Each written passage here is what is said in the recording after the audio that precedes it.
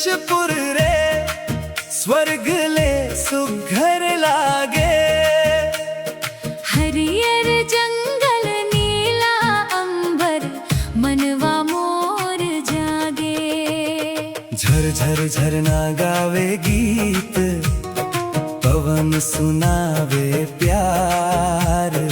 माटी तोर महिमा गावत झूमे संसार।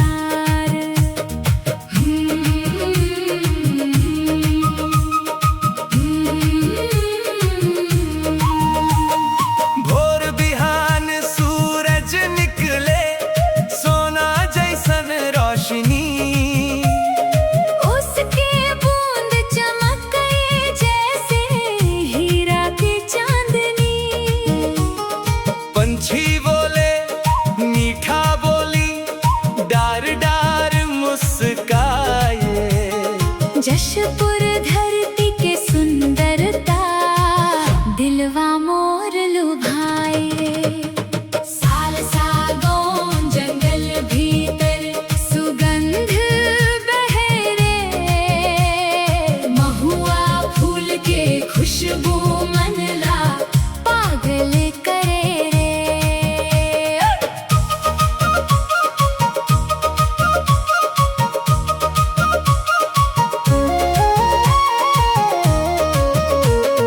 नदिया धीरे धीरे बहके मीठा गावे तान। ऐसन धरती पाए के लागे धन्य हमर जान। कर्मा मांदर बाजे जब गाँव झूमे रात भर। नाचे गावे जवान पुरनिया खुशियाँ बरसे घर। रंग बिरंगी साड़ी पहिरे हंसे गाँव के नारे। जशपुर के संस्कृति देखे खिल उठे संसार। पहाड़ ऊपर बादरे खेले जैसे सपना लोक। धरती के हर कोना लागे भगवान के संयोग। भोला भाला लोग यहाँ के प्रेम से भरपूर। एक बेर जे आ जाही हो जाही मजबूर। मोर जशपुर धरती मैया तोर महिमा पार।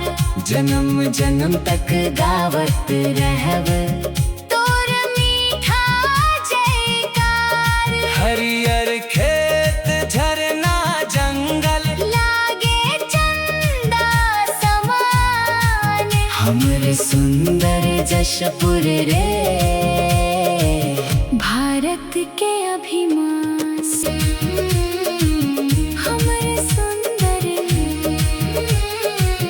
हमर सुंदर जशपुर रे दिल के सबसे पास।